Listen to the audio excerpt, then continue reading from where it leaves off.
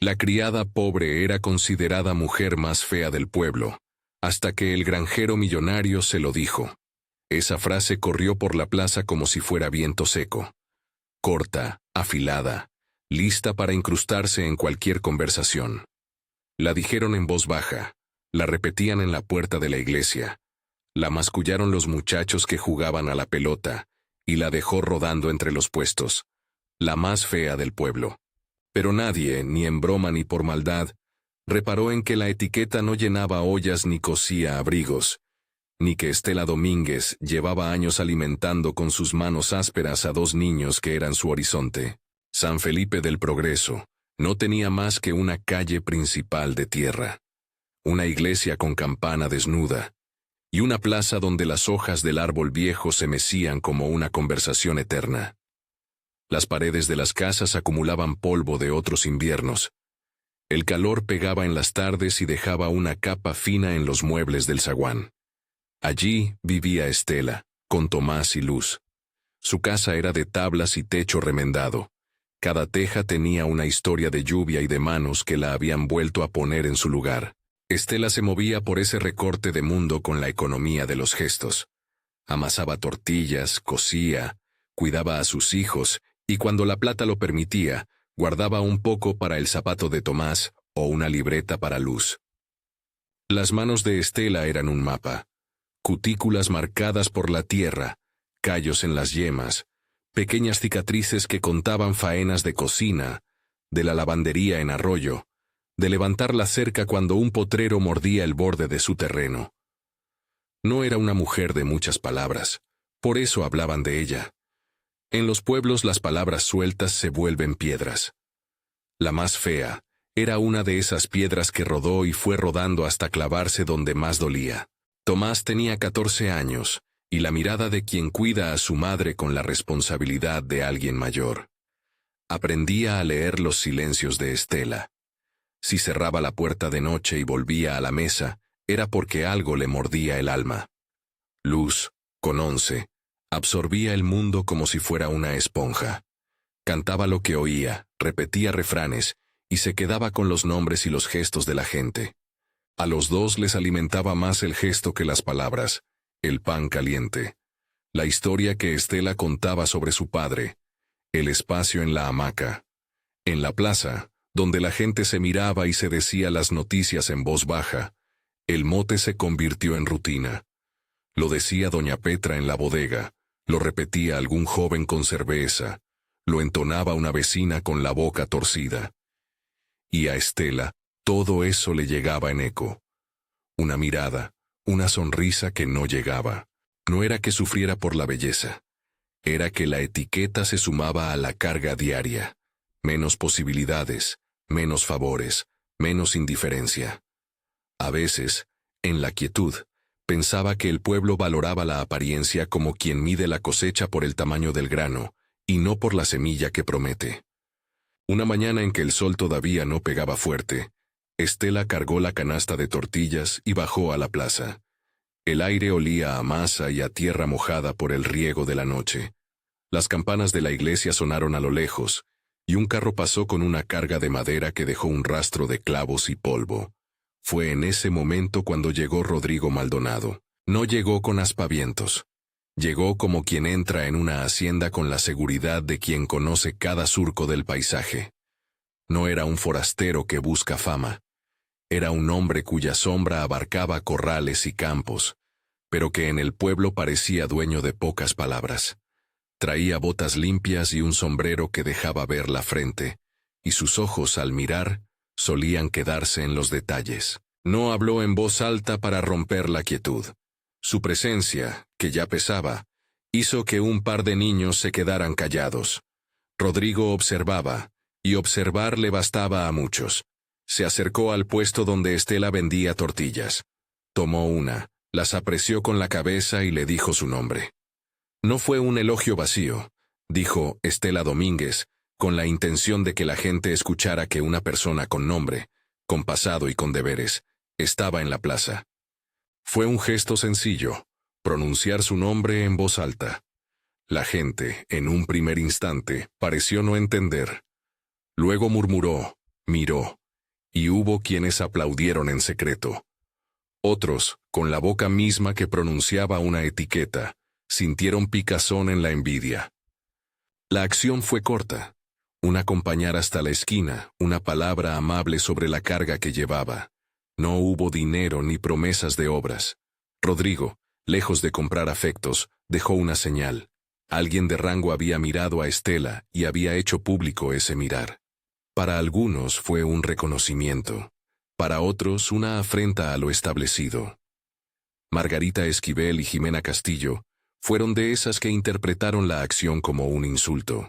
Margarita, que tenía tienda y lengua afilada, no tardó en cambiar la altura de su voz.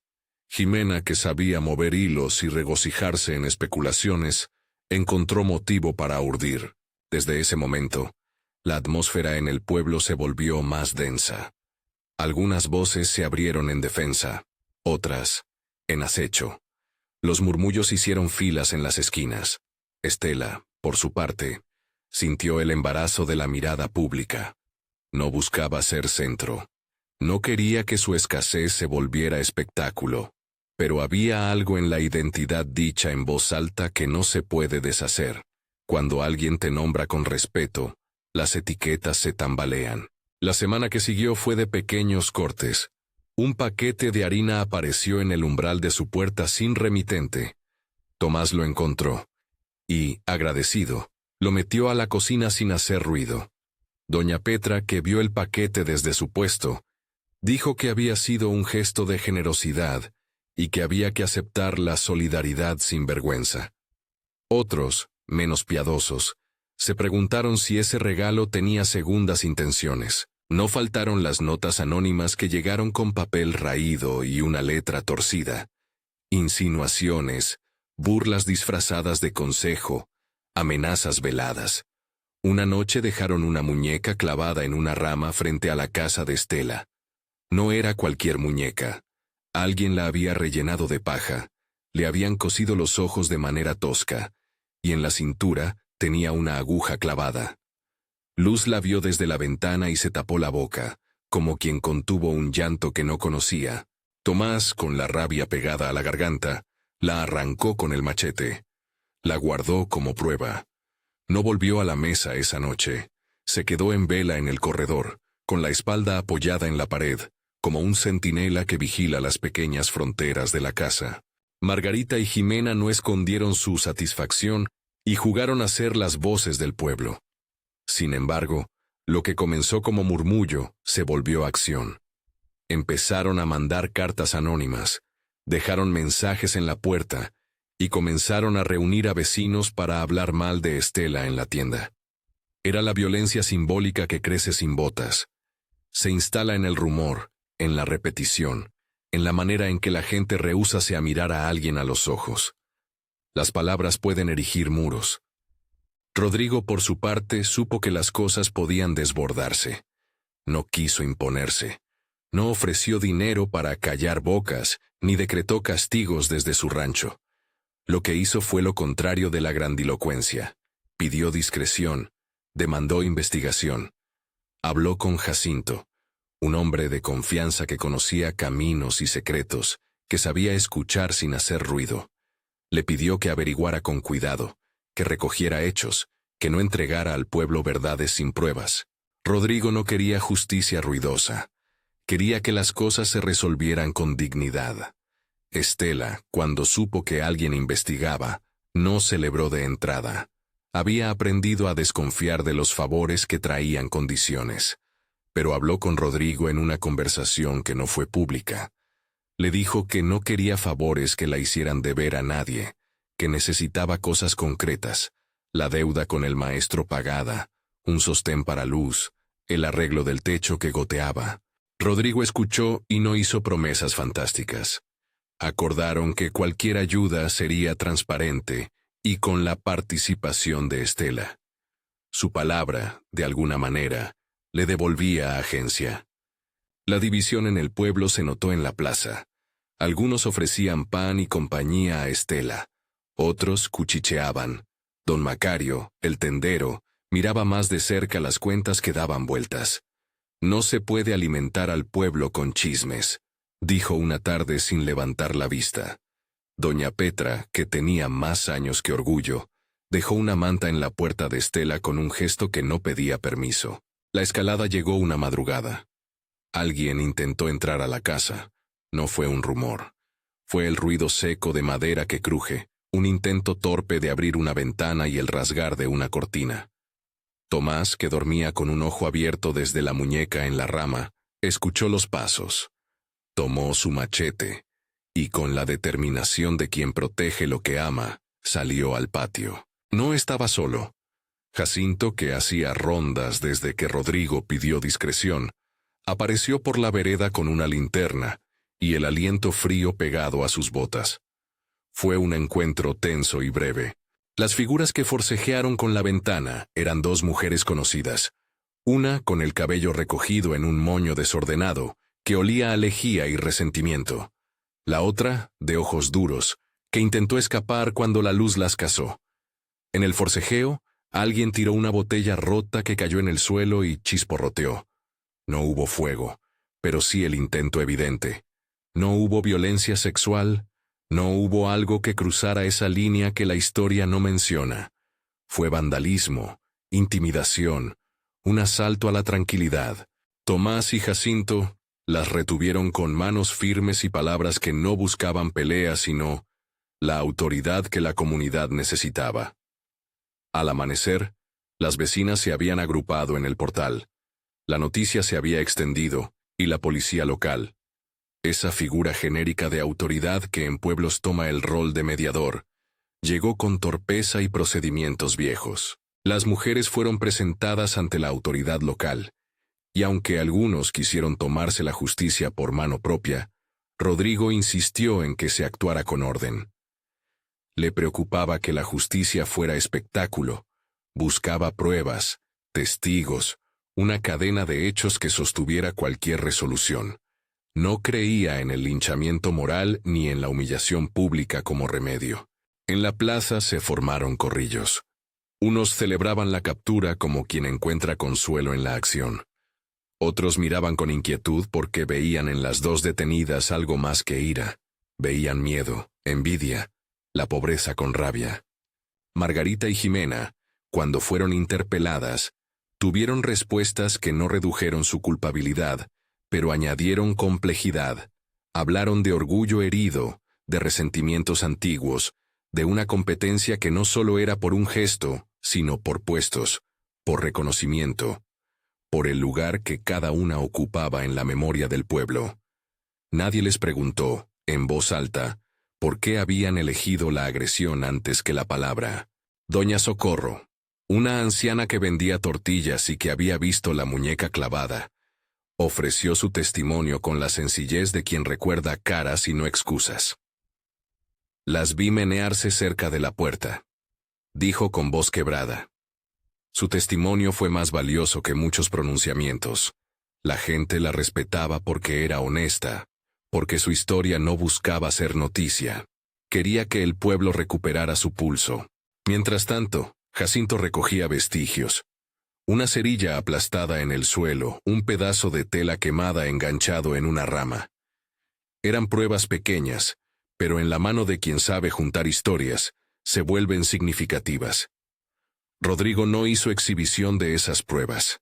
Las guardó y propuso una vía: que el proceso siguiera su cauce ante las autoridades, que se tomaran declaraciones, y que nadie adelantara veredictos en la plaza. Su prudencia tenía un límite. No toleraba la violencia simbólica que neutralizaba la vida de alguien, pero tampoco quería que la ayuda le convirtiera en colono de la voluntad de Estela. Esa misma tarde, en una mesa de la tienda, Margarita se encontró con sus propias razones en espejo. Había sido despreciada por gestos de la vida, se había sentido desplazada, y al ver la atención alrededor de Estela, le pareció una injusticia que encendió su reacción. Jimena, con la ambición fría, calculó que con la caída de Estela, sea simbólica o efectiva, podría recuperar un prestigio que creía suyo. Eran mujeres con complejidades, envidia, miedo a quedarse atrás, el ansia de reconocimiento en un pueblo que cerraba puertas con la misma facilidad que las abría. Estela, por su parte, no se dejó consumir por la sensación de víctima. Sentó en la mesa a sus hijos y les habló sin grandes discursos. «No permitiré que nos quiten la paz», dijo. Tomás hizo un gesto de asentimiento que fue más una promesa que una reacción. Luz, tratando de entender, abrazó la falda de su madre. En la intimidad de la casa, Estela tomó decisiones. Habló con un vecino de confianza. Fue al registro del pueblo a preguntar sobre sus papeles. Buscó qué podía hacer con lo poco que tenía.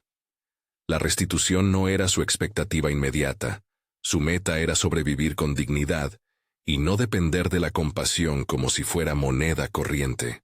La captura, sin embargo, no cerró el capítulo. En la noche en que las dos mujeres fueron conducidas a declarar, alguien dejó en la ventana de Estela una nota con palabras recortadas. «Cuidado con lo que tocas». La calma era una frontera que se sostenía por hilos. Rodó otra vez la sospecha, y la gente empezó a preguntarse si aquello era puntal de un conflicto mayor. Rodrigo, preocupado por la deriva, pidió a Jacinto que siguiera reuniendo indicios, que rastreara cualquier vínculo entre la violencia simbólica y otras acciones que pudieran afectar a Estela. Jacinto, hombre de campo, no era de palabras largas. Su trabajo fue siempre de observar, mirar huellas en la tierra, entender ritmos de conversas en los corrales, detectar patrones en lo que la gente callaba. Caminó por veredas, habló con peones, con el mayoral de Rodrigo, escuchó la frase que nadie quería pronunciar. Había quienes querían que ciertos terrenos volvieran a manos de gente poderosa, y quienes, en la penumbra, especulaban con documentos viejos olvidados. Jacinto no sabía todavía si esas habladurías tenían fondo, pero guardó la sospecha como quien guarda una llovizna para cuando haga falta. La detención de Margarita y Jimena abrió la puerta a un debate que no era solamente legal, era moral, era social. En la cantina, la gente discutía si la culpa era solo de quienes habían actuado o de un sistema que premia gestos y condena a los humildes.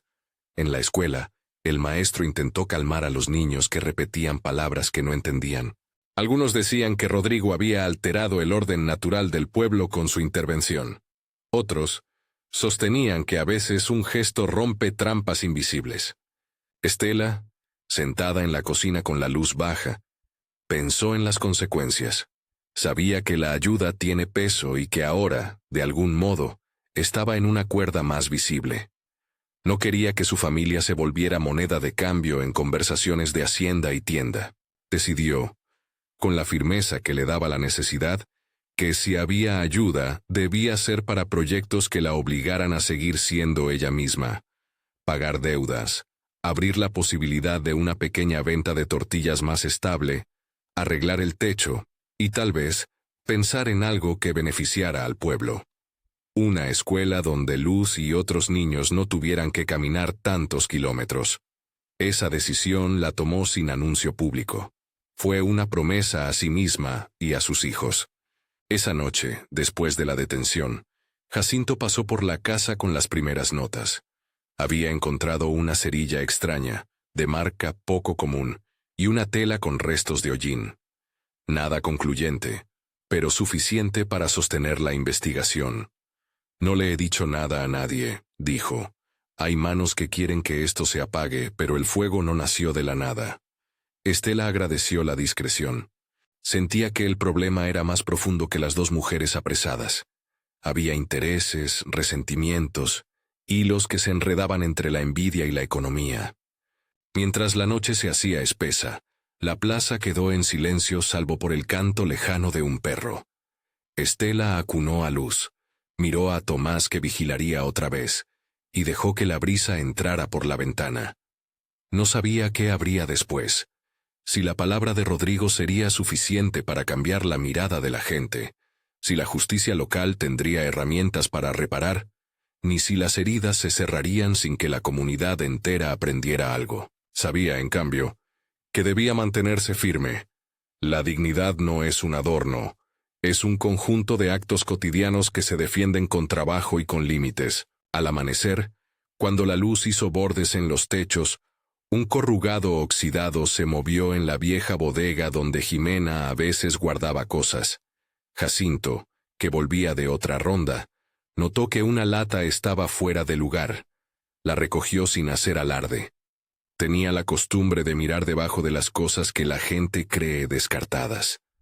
Dentro de la lata había trozos de papel chamuscados y algo que olía a humo antiguo. No era un hallazgo que resolviera nada, pero la intuición de un hombre de campo es la de quien sabe que los secretos nunca están donde la gente cree que los dejó. La noticia de la detención y del hallazgo de Jacinto comenzó muy pronto a fundirse con el rumor. Algunos en la plaza evaluaban la posibilidad de que hubiera documentos antiguos, títulos viejos que cambiaran dueños, y no solo miradas. La idea prendió como chispa. En los pueblos la tierra es memoria, y la memoria tiene su propio peso económico. Pero todo era todavía cuestión de conjeturas. Lo cierto era que la etiqueta que le habían colgado a Estela seguía rozando la piel de la comunidad. Había quien aún la repetía, como si la arquitectura del desprecio rehusara caerse con un solo gesto. Rodrigo, al enterarse del pequeño hallazgo, mantuvo la calma. No debía dar por cerrada la cosa con interpretaciones apresuradas. Le pidió a su abogado de confianza que hablara con las autoridades locales. Pidió que se hicieran las cosas con pulcritud, y que Estela tomara parte en cada decisión. No quiero que nadie use esto para decir que yo arreglé todo con un gesto, dijo una tarde. La justicia no es espectáculo. Si hay documentos, que salgan con pruebas y con la participación de ella. Sus palabras eran la antítesis del Salvador. Límites, condiciones, respeto por la agencia de Estela. En la casa, Estela se sentó a la mesa con la lista de precios anotada en un cuaderno. No había grandes planes. Pensaba en el techo, en la libreta de luz, en la leña que mostraría otro invierno, y en el fondo de su mente, como un latido contenido, la posibilidad de que algo más saliera a la luz. No tenía certezas, tenía trabajo, tenía hijos, y tenía la dignidad de quien no cede a la fatalidad. Si había documentos, si la ley pudiera cubrir con sus manos la injusticia, Estela lo analizaría con la frialdad de quien resuelve cuentas. Prioridad para sus hijos, para la comunidad, para no convertir su vida en un teatro ajeno. Y así con el pueblo en un punto de inflexión, con Margarita y Jimena en proceso, con Jacinto rastreando pistas y Rodrigo marcando límites, la historia quedó abierta como una puerta a medio cerrar. Por fuera, la plaza continuó con su respiración cotidiana. Perros, carretas, la campana que reclamaba ausentes. Por dentro, la vida de Estela seguía siendo un trabajo de minuto a minuto, de decisiones precisas que no admiten postureo. La mañana trajo un rumor nuevo, y un rastro en una lata oxidada. Nadie aún podía saber si aquello sería el inicio de una restitución, de una reparación, o de nuevas contiendas. Pero algo había cambiado. La mirada que la había etiquetado comenzó a resquebrajarse, y en ese quiebre se asentaba la posibilidad de que la dignidad, por fin, encontrara cauce. Escríbenos de qué ciudad nos escuchas. La mañana trajo un rumor nuevo y un rastro en una lata oxidada. Nadie aún podía saber si aquello sería el inicio de una restitución, pero la lata, ahora en manos de Jacinto, se convirtió en promesa y en interrogante. Cuando la abrió con cuidado, encontró no solo papeles chamuscados, sino un pliego entero, que a pesar de las quemaduras, conservaba trazos legibles, nombres, lindes, una firma antigua y una referencia a 300 hectáreas. Había también una carta, escrita por mano firme, dirigida a un pariente lejano, en la que se explicaba la intención de guardar la memoria de aquellas tierras para los herederos. El olor a metal y humo llenó la cocina de Jacinto mientras doblaba el papel con respeto. Sabía que aquello podía mover montañas o, al menos, cambiar la inclinación de muchas miradas. Jacinto fue el primero en llevar la noticia a Rodrigo, no como rumor, sino con documentos en la mano. Nada de exhibiciones, nada de escenografía. Rodrigo recibió la lata en su despacho, la miró y pidió calma. Llamó a su abogado y acordaron una diligencia. Llevar el papel al registro público más cercano para cotejar nombres y antigüedad. Rodrigo insistió en una cosa que se repetiría en todas las decisiones. Estela debía estar informada y presente en cada paso. No quería que aquel hallazgo se convirtiera en otro acto de paternalismo. Quería que fuera un instrumento de reparación si las pruebas sostenían la historia. Estela sintió la mezcla habitual de incredulidad y cautela. La posibilidad de que algo material respaldara su posición la sacudía, pero estaba atenta a no dejarse llevar por la euforia de la esperanza fácil. Había aprendido que los procesos tardan, que la ley tiene sus plazos y sus requerimientos, y que muchas veces los papeles son solo el principio. Aún así, cuando entró al despacho donde Jacinto y Rodrigo hablaban, sus manos se apretaron en el mandil como quien aprieta la cuerda de un estandarte. No era su instinto la codicia, sino la protección del futuro de sus hijos. La primera prueba práctica fue simple y lenta: cotejar nombres, fechas, sellos. El registro público declaró que ciertos documentos antiguos podían estar relacionados con la parcela que se mencionaba en la carta, pero pidió peritos agrarios para verificar lindes y posesión. El proceso, dijeron con voz burocrática y templada, requeriría audiencias y pruebas fehacientes. No era una resolución para un día ni para una semana. Rodrigo asintió y, sin dar promesas grandilocuentes, ofreció recursos para pagar los peritajes y para cubrir gastos de representación. Estela, frente a esa oferta, planteó una condición. Todo lo que se hiciera con fondos de Rodrigo tendría que transparentarse y estar a nombre de ella. No aceptaría que la ayuda se tradujera en dependencia. Mientras los técnicos trazaban mapas y marcaban colindancias con cintas de tela, la plaza volvió a dividirse. Algunos veían en la verificación un acto de justicia posible. Otros murmuraban que era un juego de poder donde siempre saldría ganando quien más dinero tuviera. Las dudas hicieron fila. Ante esa tensión, Rodrigo propuso una solución que mostraba su intención de no imponer, que en la eventualidad de encontrarse títulos favorables, se abriera un proceso de mediación social para definir usos y límites, con presencia de peritos, autoridades locales y representantes de la comunidad. Si la tierra era de Estela, sugería, las decisiones sobre ella tendrían que beneficiar también al pueblo, no convertirse en fuente de resentimiento. Estela aceptó discutirlo. Los peritos llegaron con herramientas sencillas y manos expertas. Caminaron los riscos, midieron caños secos, contaron ondulaciones en la tierra que los ojos del pueblo ignoraban. Dieron su informe con lenguaje llano. Los papeles parecían legítimos en parte. Las lindes descritas coincidían en varios segmentos con fincas actuales. No obstante, señalaron también la posibilidad de conflictos por ocupación actual de predios, y la necesidad de un proceso registral para deslindar y regularizar. Nada automático, dijeron, paso por paso con audiencias y notificaciones. Para Estela, la confirmación era un alivio prudente. La prueba no bastaba para tomar y repartir. Exigía diálogo y acuerdos. La noticia se filtró. Hubo quienes acudieron al registro para ver los planos con ojos de quien busca oportunidad. Familiares lejanos, vecinos con parcelas limítrofes, incluso alguien que reclamó tener una factura vieja que podría convertirse en título. Surgieron disputas menores, límites no trazados, pastos compartidos, abrevaderos que ahora serían formalmente de alguien. La situación requería no solo peritajes, sino un tejido social cuidadoso.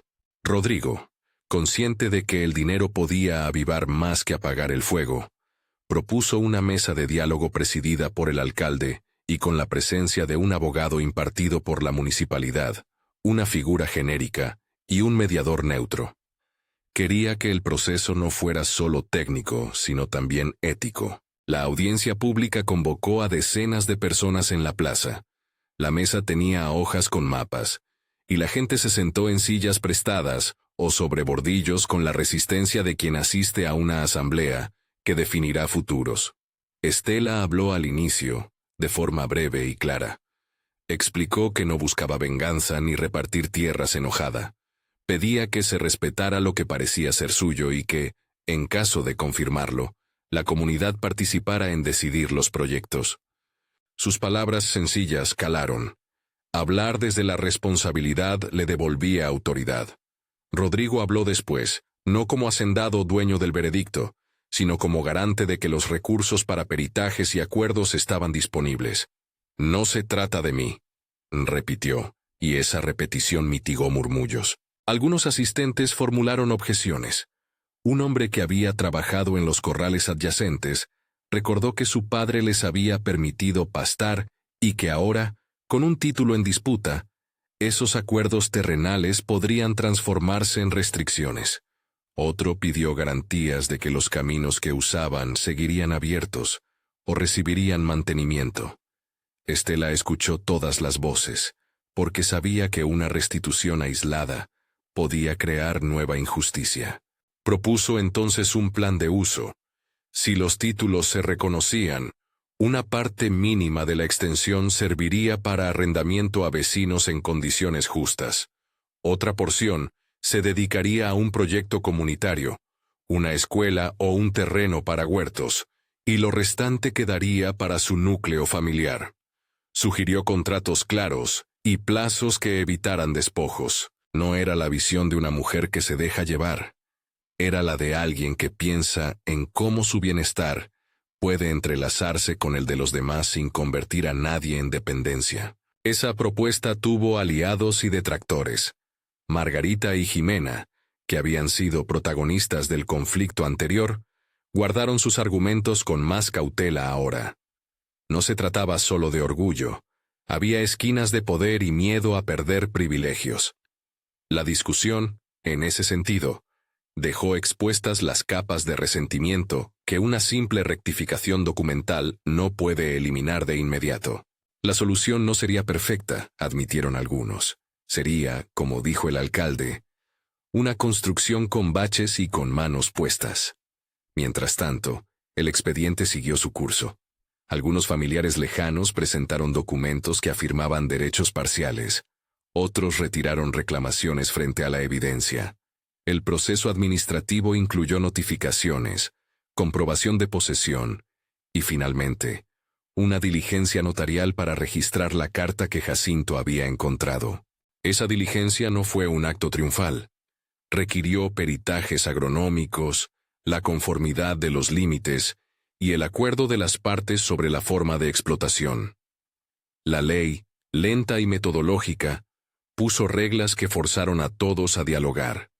En paralelo, la investigación sobre el intento de allanamiento y las cartas anónimas continuó. Las pruebas recuperadas por Jacinto, la cerilla de marca poco común y la tela con hollín, sirvieron para reconstruir una cadena de hechos. Doña Socorro y otros testigos reforzaron la historia. Vieron a personas merodeando y a una camioneta que circuló en la madrugada. La fiscalía local, figurada en el relato como actor genérico, abrió diligencias y pidió sanciones administrativas por vandalismo y amenaza. Margarita y Jimena fueron citadas nuevamente a una audiencia, donde las pruebas y los testimonios se presentaron con calma pero sin omisiones. La justicia decidió un ramillete de medidas correctivas. Sanciones administrativas, reparación a la propiedad de Estela por daños ocasionados y la obligación de participar en un programa de trabajo comunitario y talleres de mediación con la gente del pueblo. No se trató de humillación pública, se trató de medidas orientadas a restituir y rehabilitar relaciones. Las sanciones no fueron para humillar, pero dejaron claro que las acciones tienen consecuencias. Margarita aceptó la participación en los talleres con la mezcla de desdén y vergüenza propia de quien ha visto su reputación tambalear. Jimena, más calculadora, buscó la manera legal de mitigar el impacto, pero no pudo eludir la necesidad de reparar lo que habían hecho. Ambas participaron en las labores de reconstrucción del cerco y de la limpieza del terreno, donde intentaron causar daño. Trabajaron junto a Estela y a otros vecinos, no como penitencia teatral, sino como paso hacia la reconciliación. Con el tiempo, Esas jornadas de trabajo conjunto abrieron espacios para conversaciones difíciles, confesiones a medio hablar, explicaciones que rozaban la culpa y estallidos de orgullo domesticado por el esfuerzo físico. Dicho todo esto, la restitución no fue una transferencia inmediata y absoluta de terrenos sin condiciones. Tras el reconocimiento documental, se abrió un proceso de regularización que incluyó acuerdos sobre arrendamientos. Algunos predios que habían sido ocupados tiempo atrás recibieron contratos temporales de arrendamiento, con cláusulas claras y plazos definidos. Se pactaron pagos simbólicos y compromisos de conservación. Estela decidió que prefería arrendar parte de la tierra a campesinos del mismo pueblo, en condiciones justas, antes de explotar la extensión por sí sola. Así nació una iniciativa que combinaba la dignidad de la propiedad con la solidaridad económica. Contratos por temporada, precios transparentes y participación de la comunidad en decisiones sobre cultivos y uso del suelo. No fue una solución perfecta. Hubo que negociar límites, precios y tiempos, pero la lógica no era expulsar sino integrar.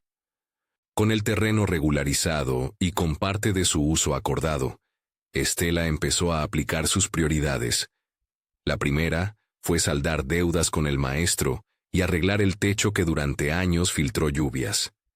Hizo cuentas en su cuaderno de siempre y, en vez de invertir en lujos, destinó fondos a abrir una escuela de primaria en una casona cercana que el pueblo cedió para el proyecto. No fue una escuela monumental.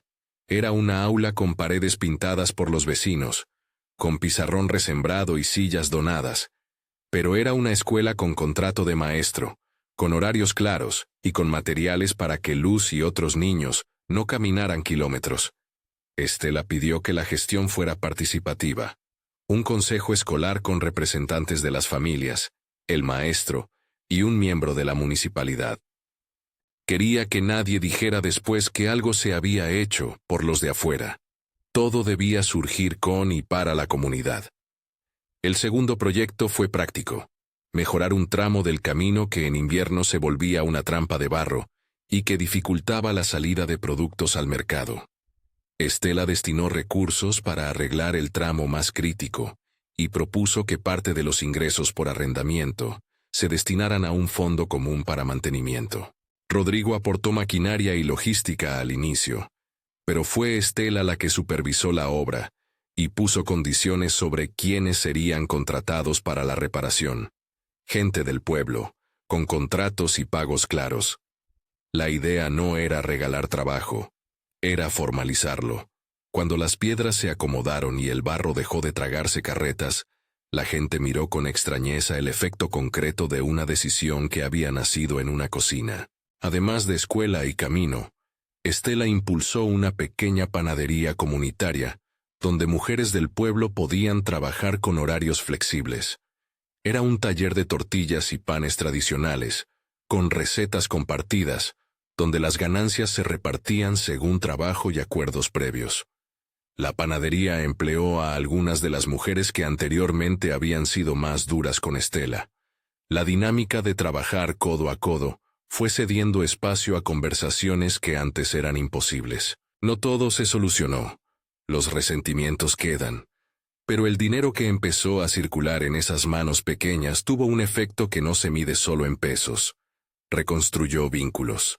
En paralelo, la Fiscalía y la Municipalidad impulsaron talleres obligatorios para quienes habían participado en la violencia simbólica. No fueron solo sesiones de corrección, incluyeron formación sobre derechos, mediación y maneras de convivir en comunidad sin recurrir a la humillación. Margarita, con su tienda reorganizada, terminó coordinando una de esas charlas con el maestro. Habló con reservas, pero sus historias personales, puestas en palabras, mostraron que su agresión tenía raíces en inseguridades antiguas. Jimena, por su parte, entregó parte de su tiempo en la escuela ayudando con la biblioteca. Su orgullo se ablandó de a poco. Nadie propuso que el perdón fuera fácil. Se pidieron responsabilidades y se ofrecieron rutas de reparación. La relación entre Estela y Rodrigo fue creciendo con pasos que no siempre fueron visibles. No fue un idilio instantáneo, ni un romance novelado. Fue la suma de conversaciones, de acuerdos y del reconocimiento mutuo de límites. Rodrigo demostró, con pequeños gestos, que no buscaba comprar la dignidad de nadie. Cuando Estela propuso que los contratos de arrendamiento se hicieran a nombre de una caja comunitaria administrada por un consejo, él aceptó. Cuando Estela pidió transparencia en cada gasto, Rodrigo no se ofendió. Ajustó sus ofertas a lo que ella consideraba prudente. En las noches largas, hablando de los hijos, de la infancia y de los miedos de cada uno, forjaron una compañía que no pretendía borrar el pasado sino construir un presente posible. La boda fue sencilla porque ambos lo decidieron así. No hubo grandes banquetes ni invitaciones con lacre. La plaza fue el lugar elegido por su simbolismo. Allí donde la etiqueta había empezado, querían ahora afirmar algo distinto. Estela, con un vestido modesto hecho por una costurera del pueblo, caminó hacia la plaza no como quien recibe un premio, sino como quien elige un compañero. Rodrigo no habló desde la pose del hacendado. Habló con honestidad sobre sus miedos para entender la vida fuera de su rancho y sobre su disposición a contribuir sin invadir. Acordaron, con frialdad práctica, que la unión tendría cláusulas que protegieran la autonomía de Estela y los bienes que resultaran del proceso de restitución. Querían evitar malentendidos y mantener la independencia de las iniciativas comunitarias. Fue un acuerdo de respeto y de sigilosas previsiones. La ceremonia reunió a muchos. Los niños de la escuela, doña Petra con su manta, Tomás y Luz con rostros que brillaban de un modo que no era exhibición, sino alegría contenida. Margarita y Jimena asistieron, con rostros casi neutros. Su presencia no fue celebrada con ovaciones, pero tampoco impedida. En la plaza se habló de futuro, no de revancha. La bendición breve que algunos pidieron estuvo más cerca de un gesto cultural que de una doctrina. Que encuentren modo de sostener lo que han decidido, dijo una voz. Nada de discursos grandilocuentes, solo alimentos compartidos, música folk y pasos de danza que más parecían un reencuentro. En los meses que siguieron, la escuela cobró forma. Los niños dejaron de caminar tanto y las risas reemplazaron, a ratos, las voces de burla. La panadería comenzó a sacar tortillas para la venta en un mercado cercano. Las mujeres que la atendían recibieron contratos y aprendieron a llevar cuentas.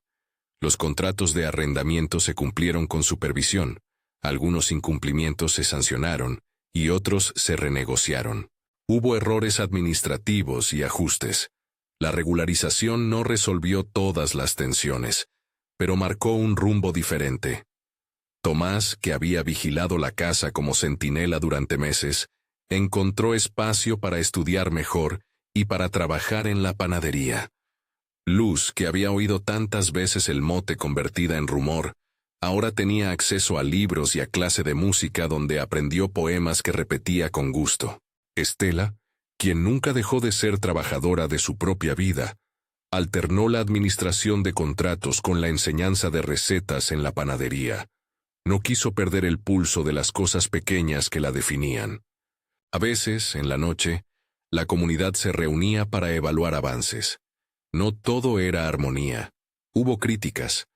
Algunos vecinos consideraron que se daban demasiadas concesiones a Rodrigo, o que la formalización de contratos excluía a quienes vivían de acuerdos informales. A esas críticas, Estela y el consejo respondieron con transparencia, reuniones abiertas, cuentas públicas y la posibilidad de rever cláusulas. La democracia local, imperfecta y sujeta a pasiones, empezó a funcionar como mecanismo de corrección. El pueblo aprendió a mirar el pasado con menor ternura por las etiquetas. No se borraron las humillaciones anteriores. Esas palabras seguían en la memoria de algunos. Pero la repetición se debilitó. La plaza, que había sido lugar de rumores, se transformó en una especie de ágora donde a veces, con ruido de mercado, se hablaba de contratos y de hijos en la escuela. La belleza, entendida como integridad y trabajo, empezó a tener más peso que la carcajada fácil con la que se medía a una persona. No fue un cambio absoluto, pero sí una dirección. A nivel personal, Estela mantuvo su criterio en decisiones clave. Insistió en que toda operación con la tierra pase por votación comunitaria. Exigió que la escuela tuviera autonomía pedagógica. Sostuvo que la panadería debía manejarse con reglas claras. No permitió que su nombre fuera bandera de explotación. Rodrigo, por su parte, demostró paciencia. Retiró su nombre de muchas de las iniciativas para evitar la sensación de que todo venía de él. Su rol fue el de facilitador cuando se lo pedían, y el de espectador discreto cuando ella lideraba. Esa relación, construida con acuerdos y límites, evitó que su figura se convirtiera en un comodín que borrara las capacidades de Estela. Hubo también momentos de afrenta pública que exigieron madurez. Una vez, un vecino presentó una queja sobre el uso de un camino que involucraba a varios arrendatarios. La discusión se tornó tensa. Estela presidió la reunión con la firmeza que da la experiencia. Explicó contratos, señaló obligaciones y propuso un cronograma de arreglo del paso que compensaría a quienes se vieran afectados. No buscó imponer su voluntad. Ofreció soluciones técnicas y escuchó. El conflicto, que podría haber sido banco de resentimientos, se resolvió con una negociación que incluyó trabajo compartido y pagos escalonados. Fue un episodio revelador. La gestión y la transparencia empezaban a mostrar su utilidad práctica. Con el tiempo, la memoria del intento de incendio quedó como advertencia. La violencia simbólica puede escalar si no se responde con prontitud y justicia. Las sanciones aplicadas y la integración de las contraventoras en labores comunitarias no borraron la carga moral de su acción, pero permitió que el pueblo adoptara instrumentos restauradores en vez de medidas de venganza. La reparación, aprendieron, no es sinónimo de olvido. Es más bien un procedimiento que intenta recomponer lo roto sin destruir al otro. El epílogo de esa etapa no fue un punto final, sino una fotografía de modo de vida. La escuela con niños jugando, el camino con carretas que ya no se quedan atascadas, la panadería con una fila de vecinos que compran tortillas y panes con el gesto de quien sostiene la economía local. En la plaza, la muñeca con la aguja, ahora guardada como prueba en un cajón del ayuntamiento, se convirtió en símbolo discreto de lo que era necesario evitar. La crueldad como moneda. Doña Petra, a veces, se sentaba en la puerta de la tienda y miraba la escena con mirada que había visto demasiadas lunas. No todo está hecho, decía, y era verdad. La justicia empieza pero no borra historias. La boda de Estela y Rodrigo siguió siendo, para muchos, un emblema confuso. Hubo quienes la celebraron como un triunfo de la humildad, otros que la criticaron como un matrimonio de conveniencia. La verdad estaba en un punto intermedio. Era una unión humana, con acuerdos y precauciones legales, que no pretendía arreglar de un plumazo las desigualdades del pueblo. Lo que sí dejó claro fue que Estela no había renunciado a su autonomía. Su firma aparecía en los documentos, sus decisiones definían proyectos, y su autoridad surgía de una vida sostenida por actos cotidianos, más que por el brillo de una vez. Al cabo de un año, la percepción pública había cambiado de forma notable. No porque otro hombre hubiera nombrado a Estela, sino porque su nombre estaba ligado a iniciativas concretas. La escuela, la panadería, el fondo de mantenimiento del camino y los contratos transparentes.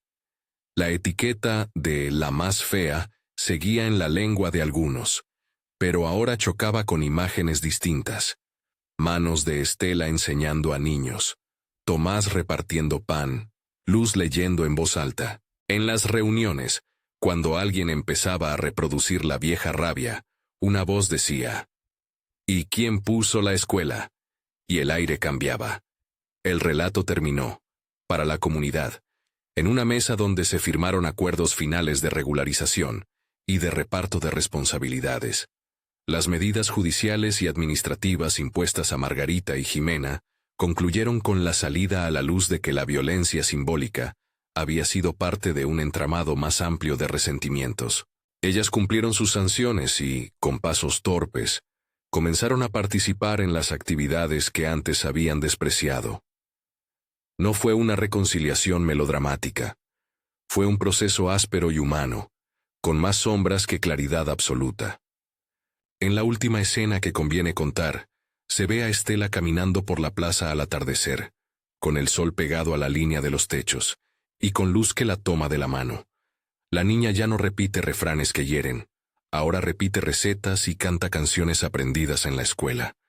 Tomás, ya con cierto manejo de la panadería, saluda a la gente con la misma gravedad de siempre, pero con un brillo más sereno.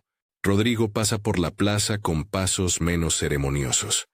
Se detiene a hablar con vecinos, y de regreso a su rancho, a menudo piensa en la utilidad de respetar la voluntad de quienes una vez fueron invisibles. El pueblo no se volvió utopía. Persisten discusiones, injusticias y días en que el miedo a que algo se rompa vuelve a aflorar. Pero el cambio principal fue profundo en términos de dignidad. La posibilidad de que una mujer que había sido etiquetada y menospreciada recuperara su voz, su agencia y su proyecto vital. Eso no fue regalo de un magnate ni producto de un acto único. Fue el resultado de una concatenación de decisiones, de pruebas, de la ley aplicada con cuidado, y sobre todo, de la voluntad de Estela por no renunciar a su propia definición. Si esta historia te tocó, compártela con alguien que creas que necesita escuchar que la dignidad no se compra ni se regala. Se sostiene con decisiones, con justicia y con el trabajo colectivo.